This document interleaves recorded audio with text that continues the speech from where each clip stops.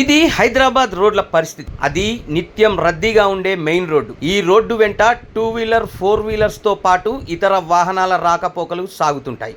అలాంటి main road రోజు రోజుకి దారుణంగా తయారవుతోందని అక్కడి స్థానికులు ఆవేదన వ్యక్తం చేస్తున్నారు. అంబర్పేట్ గాంధీ బొమ్మ వద్ద ఫ్లైఓవర్ కింద రోడ్డు గుంతలతో నిండిపోయిన దృశ్యాలు హైదరాబాద్ నగరంలో రోడ్ల పరిస్థితి ఎలా ఉందో చెప్పకనే చెబుతున్నాయి. ప్రతిరోజు 5 నుంచి 6 మంది ప్రమాదాలకు గురవుతున్నారని, ఇది ప్రధాన రహదారి అయినప్పటికీ ఎందుకు పట్టించుకోవడం లేదని ప్రజలు సంబంధిత అధికారులను ప్రశ్నిస్తున్నారు. నడి రోడ్డుపై నడ్డి విరుగుతోందంటూ ఈ మార్గంలో వెళ్తున్న ప్రయాణికులతో పాటు స్థానికులు వాపోతున్నారు.